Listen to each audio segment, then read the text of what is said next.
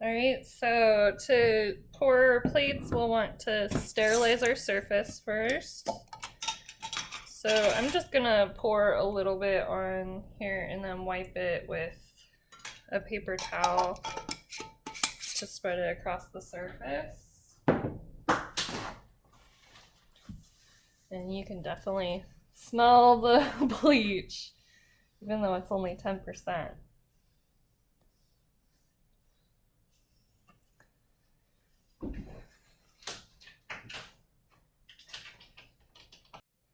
Alright, so once our surface is sterilized, you want to grab your mini petri dishes and put them out. You should have 12. And the instructions say that one tube will fit or fill 2 of these.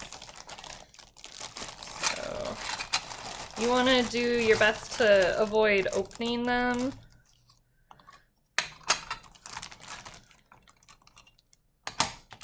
And you'll want them with the lid side up.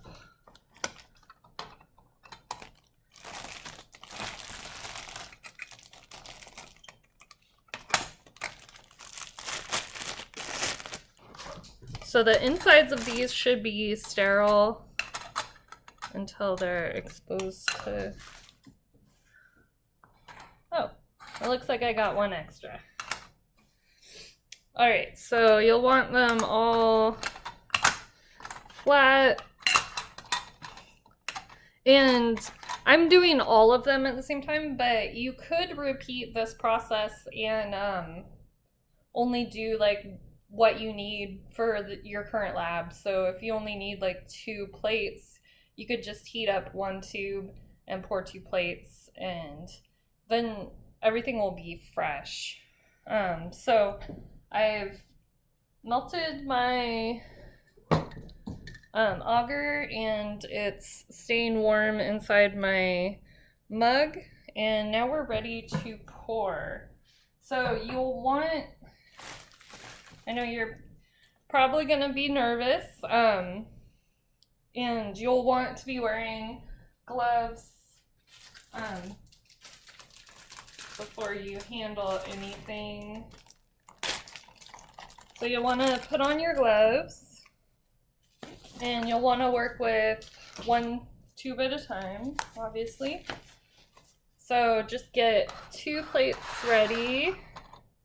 And so what you'll want to do is only open it long enough to pour your plate.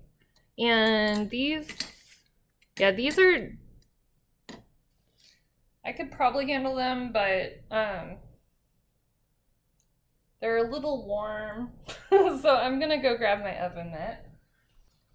Alright, so you'll want to make sure that it's liquid. So it should move around like a liquid. Sometimes if you wait too long, it'll start to solidify. So you don't want to open this or open these until you're ready to pour. So I'll open this and pour half of it,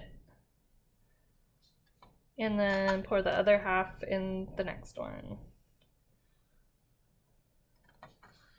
And then you'll also, I didn't mention this, but you'll want to do this in a place that you can allow it to solidify. So you'll want to do it on a surface that these won't be disturbed for up to an hour is what they said. So I'll just continue and do all of my plates, and don't worry if you mess up, because it looks like you're gonna get some practice.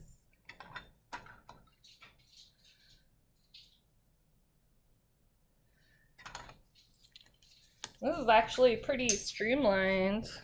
So while they're liquid, you can move them, but while they're cooling, you don't want to move them, because that can, it's like Jello, so it'll solidify But if you move it while it's solidifying, it'll mess it up.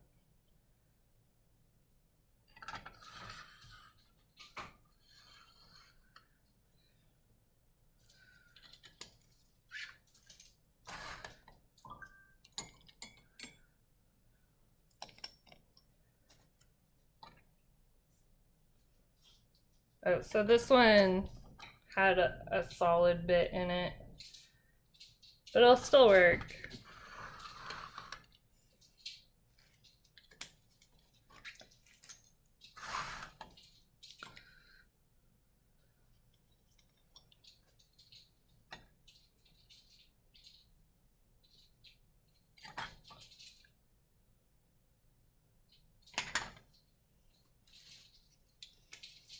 And so you just need to pour enough until it's covering the bottom of the plate. So now I'll let those cool and solidify, and then we'll be back. All right, so my plates have solidified. This is what they look like once they've solidified. If you're in doubt at all, just let them sit a little bit longer because you don't want to turn them over until they are fully solidified. And I realized I forgot to label them, so I will turn all of these over and then label them NA for nutrient agar. And I also wanted to point out that there's a little condensation on the lid, and that's completely normal.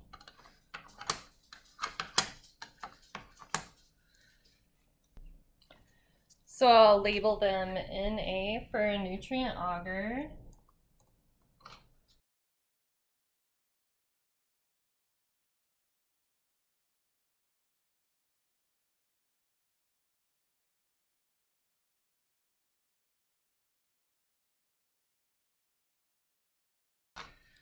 And then to store them, I'm just going to stack them and then use some clean sandwich bags. And I'm guessing they will fit in here. I'm just gonna do half in one and then half in another. So you want it to be airtight, so squeeze as much air as you can out. And then you'll want to keep them stacked with the agar side up. And then you can store these in the refrigerator.